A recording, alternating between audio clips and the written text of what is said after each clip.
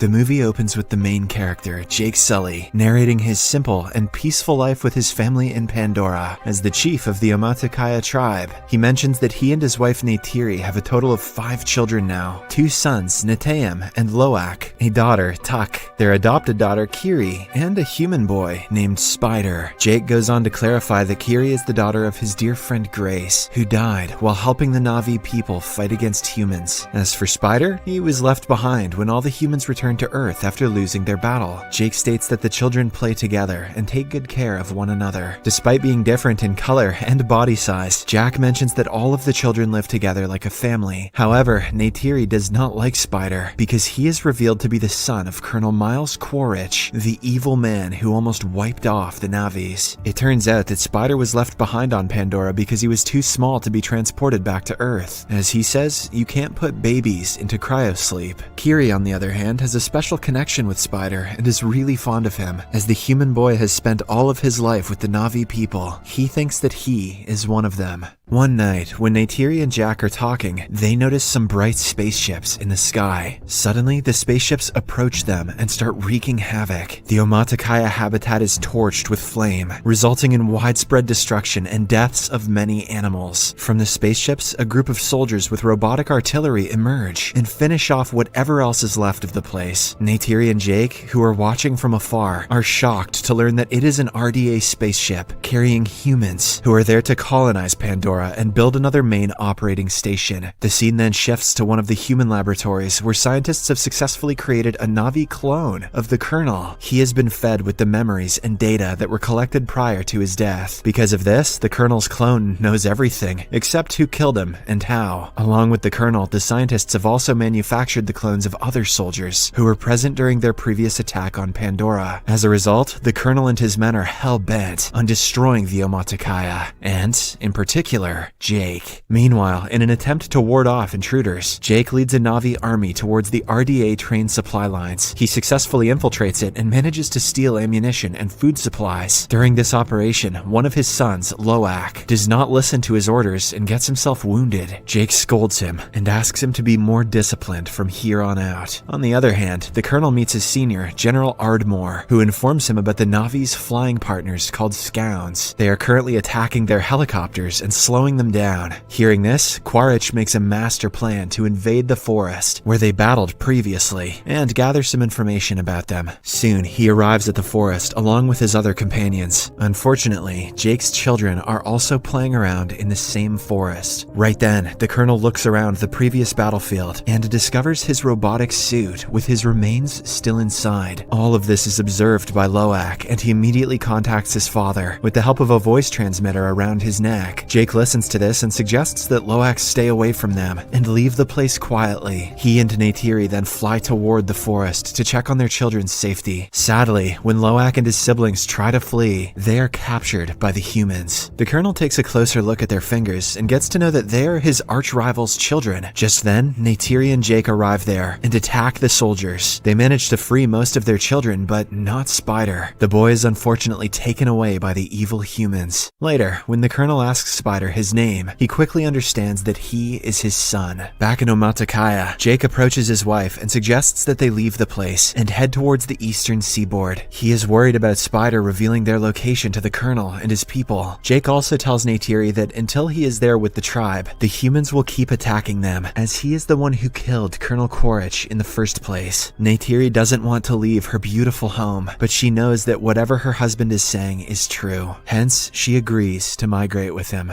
On the other hand, General Ardmore dishes out some cruelty on Spider by placing him in a rotating machine. Yes, put him in the little naked human spinning machine. That'll make him talk. He tries to extract important information from the boy, but to no avail. Spider is too loyal to his Na'vi parents, and he just won't budge. Surprisingly, the Colonel cannot see his son in this state, so he immediately stops the spinning machine. He then approaches the General and tells her that he will handle Spider in his own way. Later, he meets the boy in a separate room and reassures him that he's is not a bad person, he also discloses that he's here to take him back to Earth. This warms up Spider's heart, and he eventually agrees to provide him with the information he wants. In the next scene, Jake and his entire family leave their native home and fly away on their scouts. After flying for a few days, they finally arrive at a place called Omaticaya, where another Na'vi tribe lives. Surprisingly, the Na'vis living here are fainter in color, and they prefer to stay in the water. Seeing Jake and his gang, they start making fun of their appearance. Soon, the head of the tribe, Tonowari, arrives with his wife. He feels skeptical about Jake and his family, and mentions that they are not suited to survive in the water. However, desperate to save his family, Jake promises that they will adapt to the place in no time. He then reveals how they are being chased after by some humans. Hearing this, Tonowari finally agrees to let them stay, and provides them with shelter. He also asks his children to teach Jake's children how to swim, and use their special creatures to move around the water. Obliging to the request, Tonowari's children take their new friends to the ocean and start showing them the basics. Meanwhile, the ever-so-mischievous Lo'ak tries to connect with a sea creature, but loses control and falls into the water. Seeing him, Tonowari's children start laughing. As all this is happening, the girl Kiri can be seen deep inside the ocean. Surprisingly, she has adapted well to the place, and can even control some sea creatures. Mysterious and convenient. The following day, while Kiri is meditating underwater, Tonowari's son, Ayanang, and his friends approach her and start making fun of her, calling her a freak. Because of this, Lo'ak arrives and punches Ayanang. Ayanang doesn't take this sitting down though, and starts clapping some ass with his thick tail. Later, when Jake finds out about the incident, he angrily orders his son to go and apologize to Ayanang, as he is the clan leader's son. Reluctantly, Lo'ak agrees and says sorry. Although Ayanang forgives him in front of the others, deep down he is still angry. So, in order to teach Lo'ak a lesson, he takes him to a scheduled location on the pretext of swimming. Lo'ak is completely oblivious that there are dangerous sea predators in the area. A while later, when Lo'ak is fishing, a large predator swims at him rapidly. Terrified, afraid, Lo'ak looks around for help but fails to find anyone. But just then, a humongous creature named Payakan comes to the rescue. It swiftly kills the predator with the help of its wide head. Here, we get to know that Payakan is a tulkun, a peaceful and intelligent creature. There are thousands of tulkuns in the sea, which the Omaticaya regard as their spiritual family. Payakan is the largest and mightiest of them all. In the meantime, Lo'ak is rescued and brought to the surface by Payakan. The latter also helps the creature by pulling out some harpoons, which were apparently hurting it. With this, the two create a beautiful bond and befriend each other. Lo'ak even climbs through his blowhole. It's disgusting. Later, when Lo'ak reaches land, he is called up by Tonowari. The strict leader has found out about his son's shenanigans and wants Ayanang to apologize. However, the selfless Lo'ak accepts responsibility for his actions and lies that Ayanang had nothing to do with it. This finally makes Ayanang understand that the new Na'vis are not so bad after all. After some time, Lo'ak reunites with his brother and friends and explains how Payakan saved his life. To his surprise, no one believes him. Instead, they reveal that Payakan is a killer, and that's why it was abandoned by the other Tulkuns. On the other hand, Spider briefs the Colonel about some Na'vi culture and takes him to the Hallelujah Mountains to select a scound for him. At first, the Colonel struggles, but soon he gets the hang of it and flies around. Shortly after, he also gets information about Jake's possible location and heads towards the Omaticaya Reef with his army. On arriving, he confronts some of the Zoras and inquires if they know Jake. When the Na'vis say no, the evil humans kill one of them and also burn their houses. Despite this, the Na'vis stand by their statement. Left with no options, the Colonel signals his team to go for Plan B. Now he wants to kill the Tulkuns in large numbers, hoping that this will finally draw out Jake. But there is another advantage to killing them. The Tulkuns have a precious liquid inside their brains, which can increase the longevity of life. On Earth, a single liter of this liquid will go for millions. Space whale brain goop, the only resource more valuable than unobtainium. Soon, some hunters start chasing after the sea monsters. They strike numerous trackers into them and render them unconscious. In a heartbreaking scene, we can see a mother Tulkun brutally laid to death, while her offspring lays by her in shock. The humans eventually leave, with the trackers still inside the Tulkuns. When the Omaticaya discover that their friends are getting killed, they become angry and decide to engage engage with the attackers. However, Jake calms them down and mentions that they need to inform the Tulkuns about the trackers first. This is the only way that they can prevent a future strike. As soon as Lo'ak hears this, he leaves to inform his best friend Payakan about it. Ayanung and a few other locals also join him. After a while, they eventually meet Payakan and prepare to pull the tracker out of him. But just then, the colonel and his hunting crew arrive in their whale ship. After seeing them, Lo'ak connects to his father and informs him about the situation. In the nick of time, he and his friends also manage to pull the tracker out from Payakan's body. After this, they hide underwater while the colonel's crew starts looking for them. Meanwhile, Jake approaches Tonowari and informs him that their children are missing. This worries the latter, and he quickly orders his people to prepare for war. Jake and Neytiri also grab their weapons, and soon all of them collectively head towards the battlefield. On the other hand, the colonel orders his crew to launch their attack on the Tulkuns and find Jake's children. After searching for a while, they eventually find Kiri and Tuk and capture them in a net. Lo'ak tries his best to tear the net, but gets himself pulled to the whale ship with it. Soon, the colonel arrives and cuffs them to the railing of the ship. He then takes Lo'ak's color transmitter and asks Jake to surrender for the safety of his children. Having no options, Jake agrees to his conditions. At the same time, Payakan notices his best friend Lo'ak handcuffed to the deck and decides to save him. In a risky move, he suddenly jumps onto the deck and starts moving his massive fins. This throws away a lot of soldiers and obliterates the ship. Taking advantage of the distraction, Jake and the Omaticaya also launch their attack on the colonel and his army. They want to save their children, but they also want revenge. Meanwhile, Spider breaks the controller of the whale ship, causing it to strike the rocks and allow water to fill inside it. Next, Jake and his eldest son Neteyam quickly climb the deck and free Lo'ak, Tuk, and Kiri. Then they order the children to return to safety, but Lo'ak refuses. Instead, he decides to save his adopted brother Spider. Neteyam also joins him, and after a bit of searching, they find Spider. When they are about to leave the ship, the colonel notices them and opens fire. Unfortunately, Neteyam gets hit by one of the bullets and is severely injured. Lo'ak and Spider immediately take him to the shore to their mother, but because of the excessive blood loss, he passes away. Seeing her son die right in front of her eyes, Neytiri starts crying and screaming loudly. Meanwhile, the evil colonel manages to capture Kiri and Tuk using his scown. He later connects with Jake and reveals that both his two daughters are with him. After getting this information, Jake somehow calms Neytiri down and persuades her to join him and save their daughters. The latter obliges, and filled with rage, she calls her scown, grabs her bow and arrows, and goes flying towards the ship. Soon, Jake approaches the ship and causes an explosion, killing the colonel's men. Neytiri also arrives there and starts shooting arrows at the remaining humans, killing them all instantly. Meanwhile, Jake finds his little daughter, Tuk, and frees her. But at the same time, the colonel also shows up. He is holding Kiri at knife point. He threatens Jake to put down his weapons, and the latter reluctantly does so. In the meantime, a vengeful Neytiri captures Spider and threatens to kill him. At first, the colonel mentions that he has no relationship with Spider, but when Neytiri makes a small cut in the boy's chest, he immediately leaves Kiri. With this, Neytiri and her family prepare to leave, but the colonel mentions that he will again hunt Jake down and kill him.